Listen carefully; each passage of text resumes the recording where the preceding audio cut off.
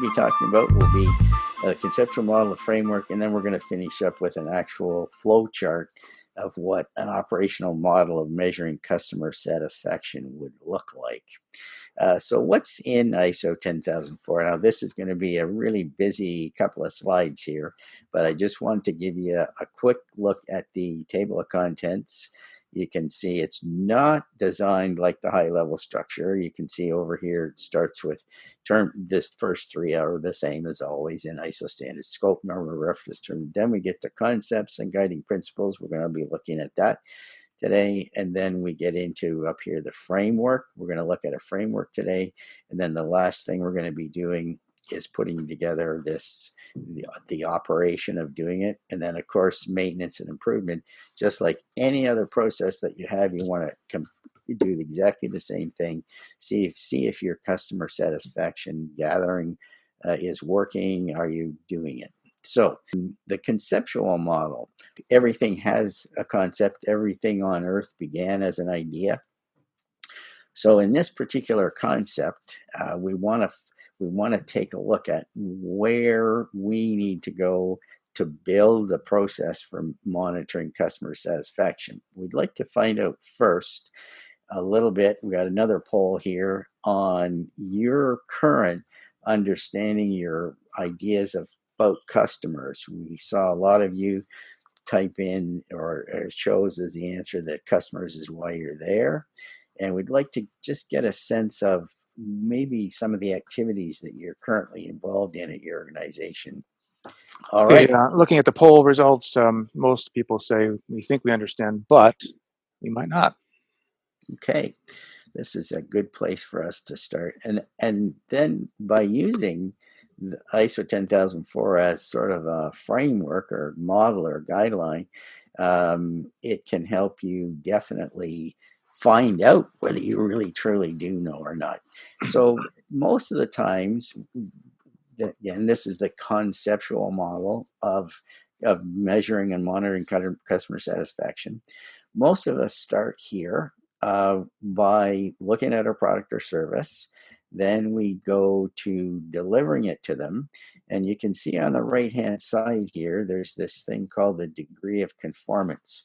This is our view of quality as an organization. Have we met the tolerances? Is the service, if it's not a product delivery, was the service well accepted by the client? Excuse me. So we're trying to decide on whether or not we've done it right based on our ideas of what we're supposed to do. However, over here, we have this thing called the customer. And the customer has this perception of the product or service. And based on their perception, compared to their expectation, they're either going to say, yes, over here you can see the degree of satisfaction. It is that gap between what they thought they were going to get and what they actually perceived that they got.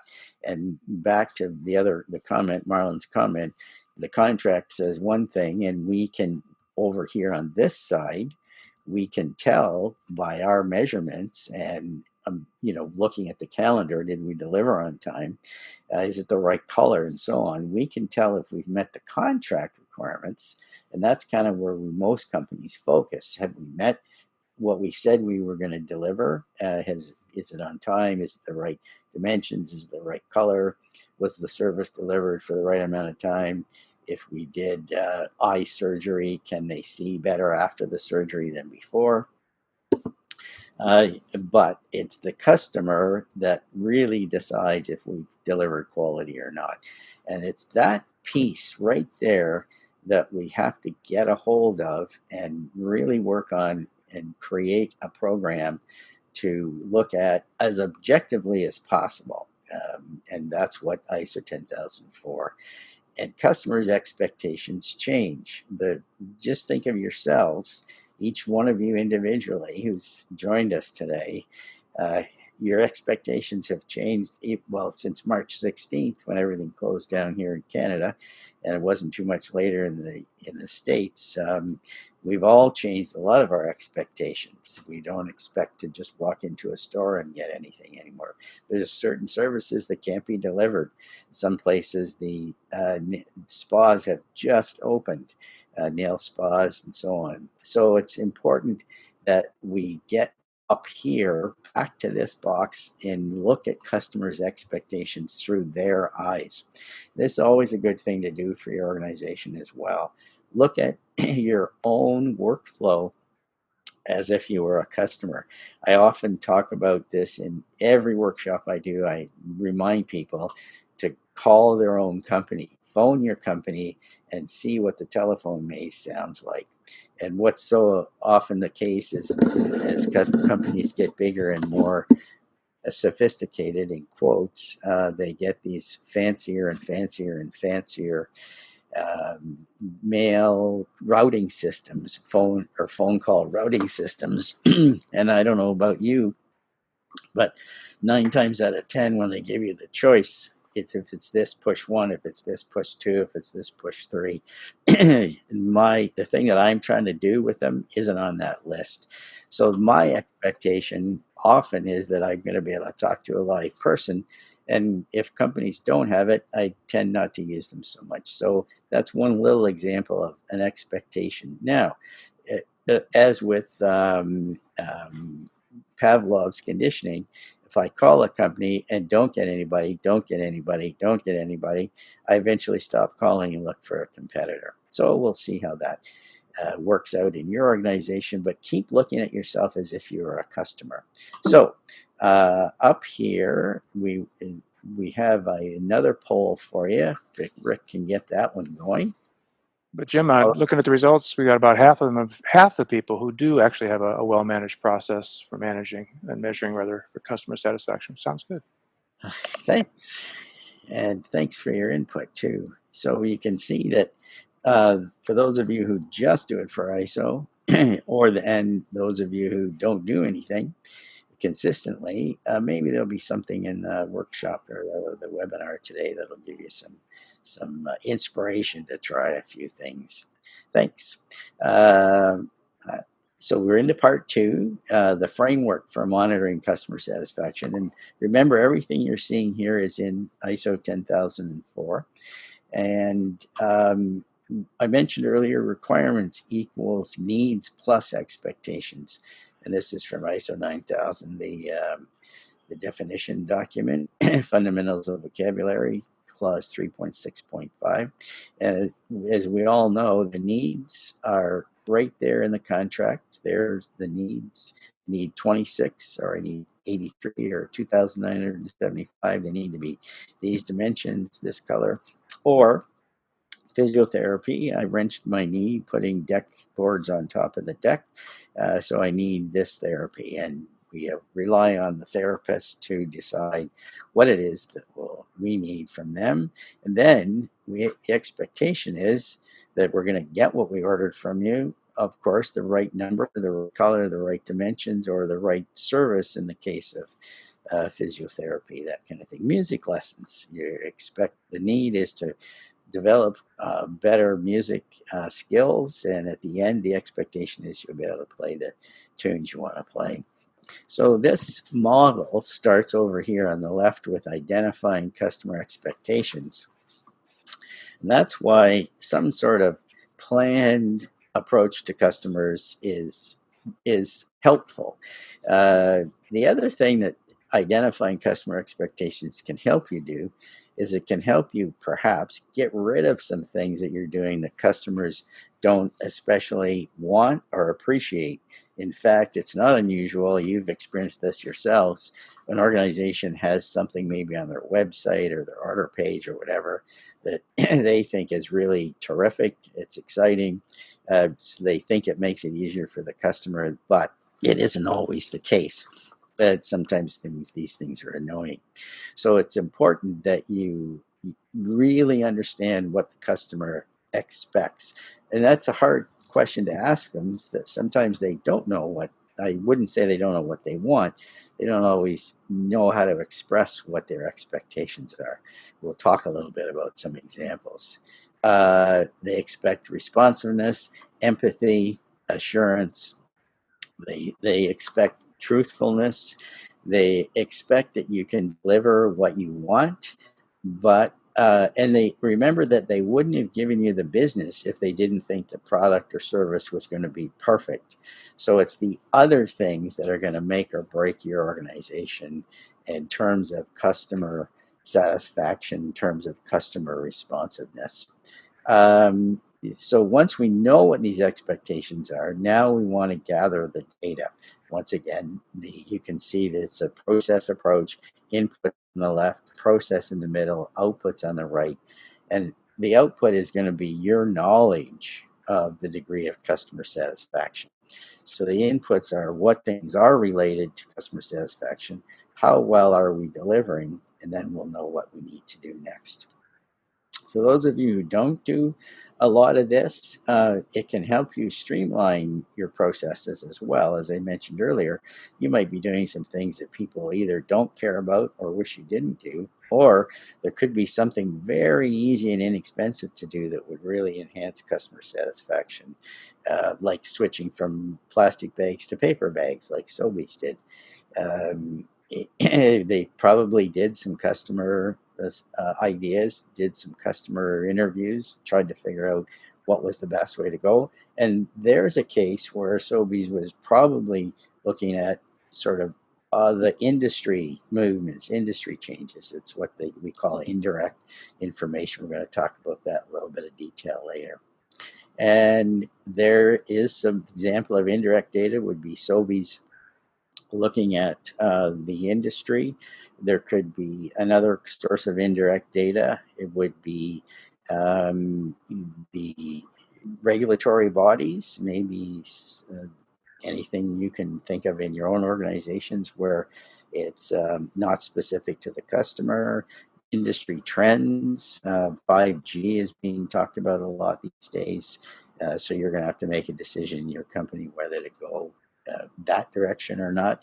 And you might, in some cases, use social media for indirect data, thinking about the people who aren't in favor of 5G, things like that. Paper bags, plastic bags, recyclable things, compostable things, changing from styrofoam to paper that can be recycled. So there's that kind of indirect data. There's direct data that you're gathering, and those are specific things about your customers, where they are, geographic locations, what kind of categories of customers they are, what type of customers they are, how much and what kinds of products you sell them, how much and what kinds of service you sell them, how much time they spend interacting with you. Those are all direct data. So we've got indirect, direct data, we've got quantitative data, which is actual numbers, and qualitative data, which is some expressions of feelings about how good it was. Yes, it was great. No, it wasn't so great. So those are four really large categories of data. And then, of course, there are many subcategories inside. So part of the framework is to decide on what kind of data you're going to use too. And you'll see that at the end of today when we look at the flow chart on how to put one of these programs together. Jim, Sue Yeah, sharing a comment. I think it's a good one. So they look to their suppliers to support resolution. excellent. And I think that's important too, to think about the supplier base and their role in customer satisfaction. Absolutely. Because what you can promise to your customers in some cases will depend entirely on how good your suppliers are. The suppliers can be also an indirect source of information by telling you industry trends that you may not be available. So we've talked about some indirect indicators. I hope there are enough examples there. Let's find out which ones you use. Yeah, Jim, looks like the polling mostly is. Oh, get one more. I'm just looking at the trend here, and many do monitor customer complaints and so forth. They monitor hard complaints like the goods returned or rejected type of thing, which is a mainstay too. Um, and I think the idea of comparing yourself to the industry and maybe some competitors is showing up here as well. Yeah, yeah. There's lots of awareness going on here, and here's some good news. No, nobody said they didn't do anything specific. So that's terrific. Thanks. So direct indicators, we talked about those. We've got another list of them here. Rick's got another poll to do. Just looking at the spread of the results here, and it's looking like people are doing some pretty good segmentation. I mean, they actually are measuring interactions, looking where the different aspects are sort of a demographic profile of the customers, and then categorizing them. So I think that's good. I also got a couple comments here. Oh, great. Marlon shares that their group meets regularly with their customers, and they actually discuss customer experiences, which Yeah, it sounds like a more of a qualitative type of measurement, but a pretty important one. faster. Jim, I want to share a comment from Lucia. He says, customer experience manager leads the voice of the customer meeting on a regular basis. And I unpack that a little bit. First of all, having a customer experience manager sounds Yes. absolutely phenomenal. And then, obviously, thinking about it, maybe this whole encapsulates this whole webinar is thinking about the voice of the customer and representing that back into the company. This sounds wonderfully advanced to me. We started with what the inputs are that's related to customer satisfaction. We identified expectations, gathered the data. Now we want to analyze the data, and that'll give us some idea of how well we're doing. And just again, with good data, you'll get good conclusions. With weak data, you get weak conclusions. And again, we know that the customer is why we're here. Everybody exists to look after customers, and sometimes we should even think about maybe firing some customers that we just can't seem to please, and we don't have the capacity to change our business, or don't want to change our business to the degree that it would have to be changed in order to keep them happy. So analyzing the data, sometimes you might need the help of an expert to design how you're going to do that. And some of you may have thousands of data points, and you can use statistical analysis. Others will have 5 data points, and we have to, as Rick pointed out, just take everything they say into context, do the best we can with it. So analyzing the data will bring us to the next part, the communicating the customer satisfaction information. Uh, and somebody mentioned in one of the polls that they have the data, but they don't do anything with it. It's like having an exercise bike and hanging clothes on it, using it as a clothes hanger. So we want to make sure that once we have this, and I've often said in management classes, communication is a synonym for life. It was a movie I showed at Lambton College in Sarnia back in the 80s. It was in a video. And that phrase has stuck with me for almost, 35 years. Communication is a synonym for life. So keep thinking about getting the information, and think about how to communicate it too. Visually is always good. Charts, graphs. The Visual Learning Alliance put a scientific study that concluded that humans process visual information 60,000 times faster than text. So let's see what your thoughts are on communicating customer satisfaction. It looks like, Jim, that everybody really, or I shouldn't say everybody, the majority or a good portion of people do communicate that data internally. Again, whether it's acted upon is another issue, but at least the information is being dispersed. That's good. Good. Thanks. Was there nothing in the chat box for that? That's great. Thanks, Rick. Communication, customer satisfaction information, communicating. We can explain the degree of satisfaction and trends. If we can see trends, and we've seen this through the COVID crisis, trending can be very helpful, can save lives. Actually, maybe not in all your organizations, but definitely it's important that trends be well described, explained to people, make sure that they know where the trends could lead.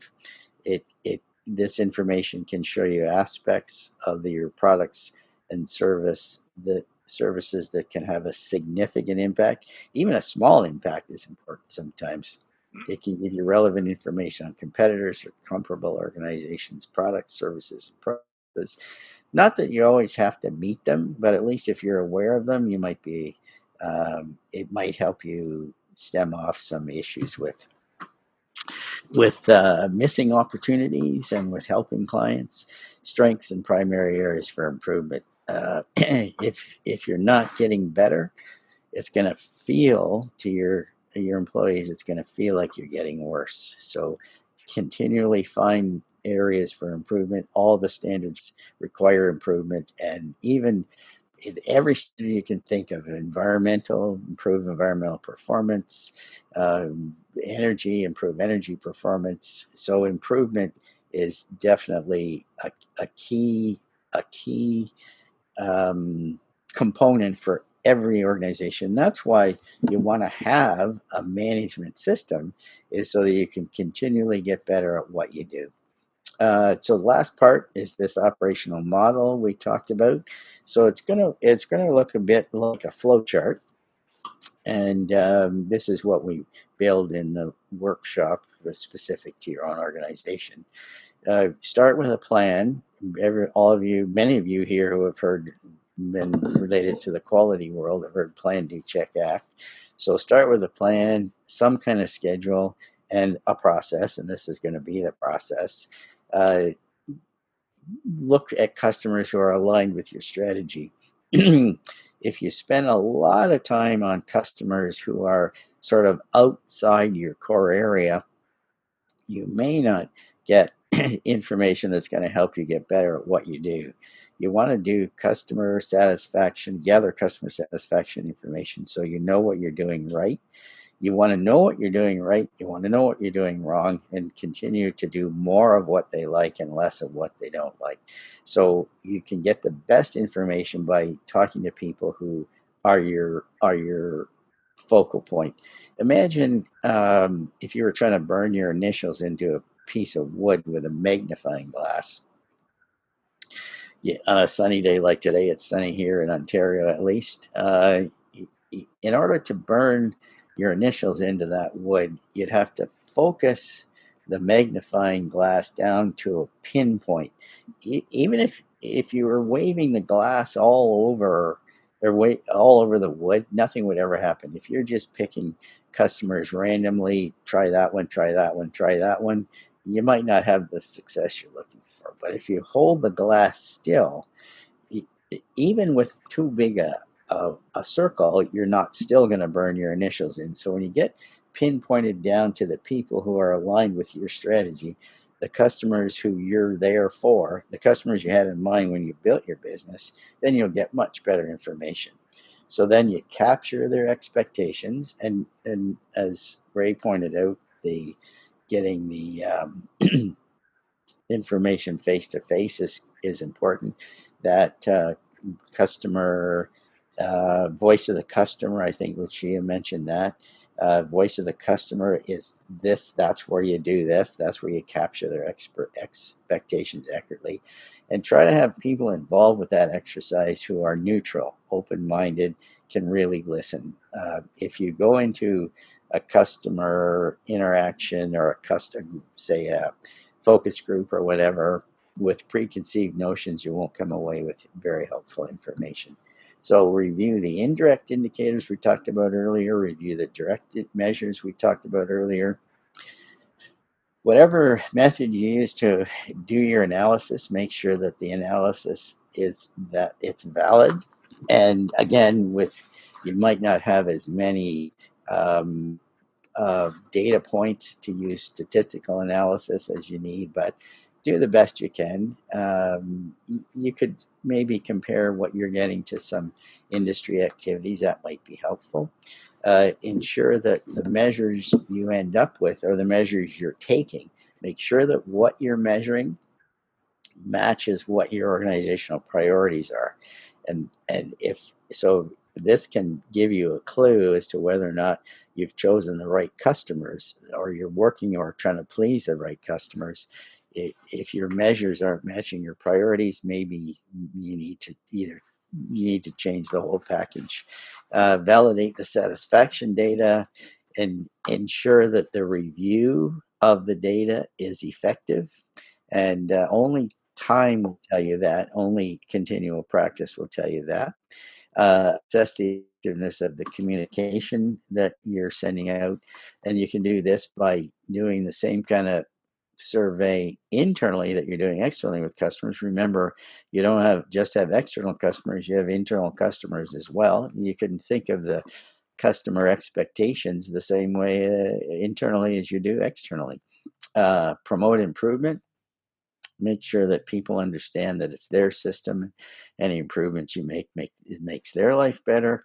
And then finally, check with your ISO 9001 requires in 6.1 assessing risks and identifying risks and opportunities. So this will definitely give you a chance to match this up and see where you need to go from there. So let's see if you've got some improving customer satisfaction activities on the hoof where you are. Also, a comment from Arlen again.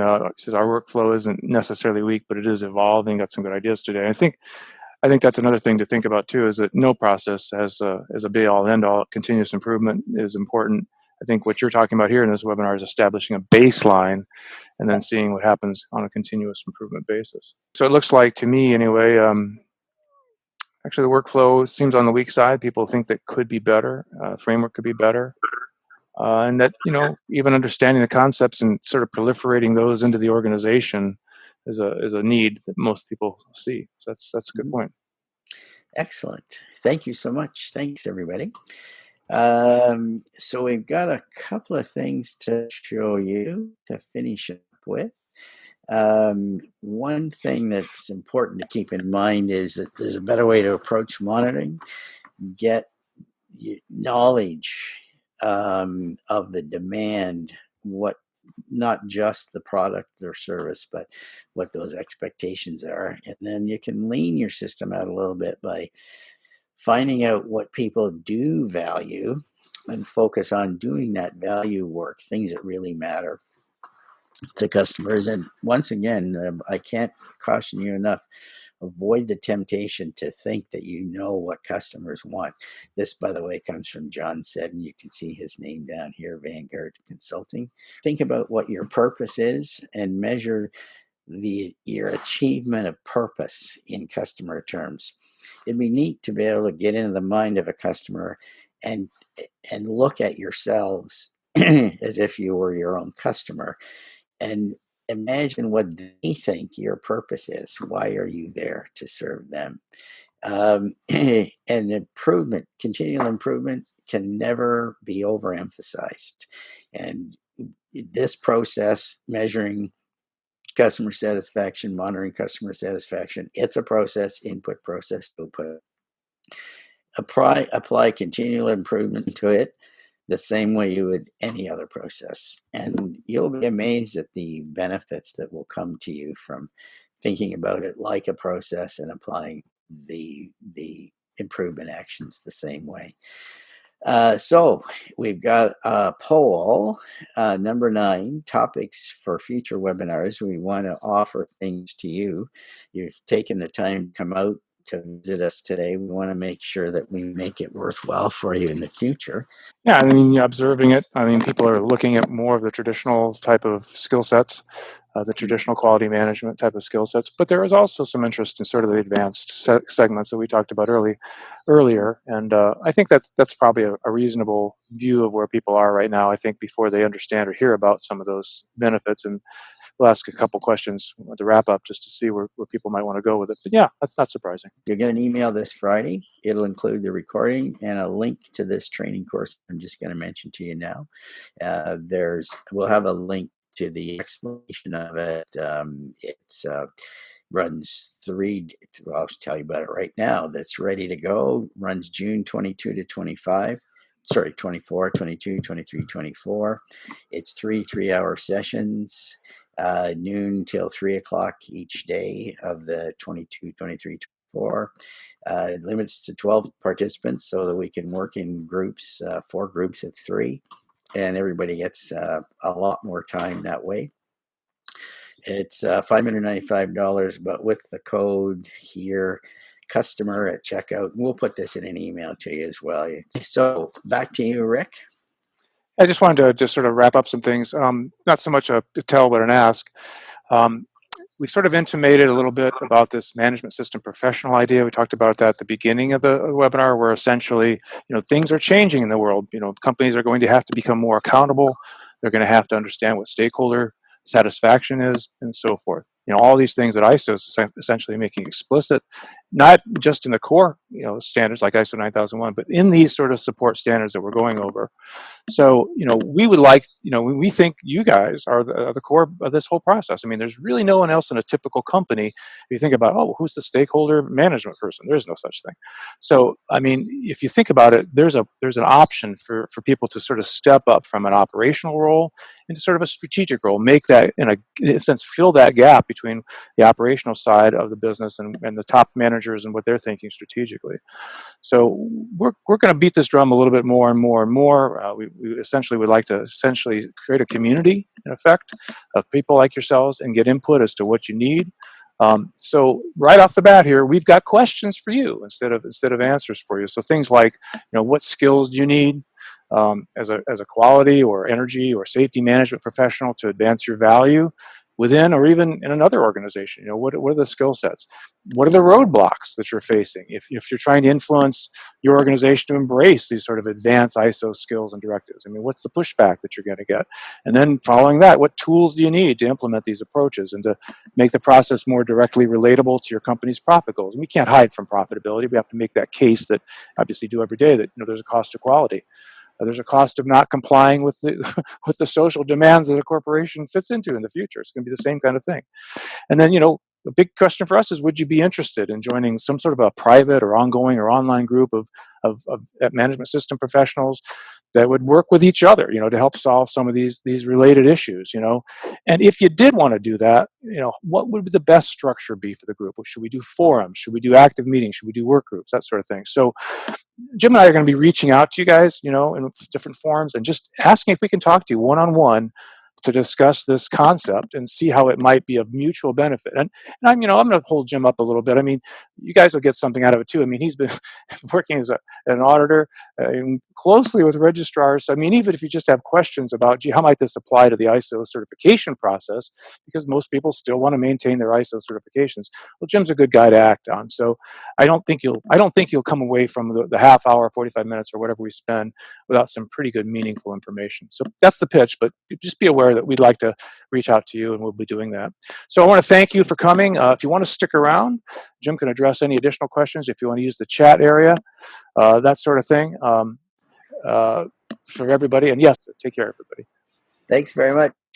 Stay safe, everybody, and hope to see you at the end of June. Thanks for all your help, Rick. I guess we can turn it off. You okay with that, Rick? Yes, I am. We'll shut it down right now. Okay. Thanks very much, everybody.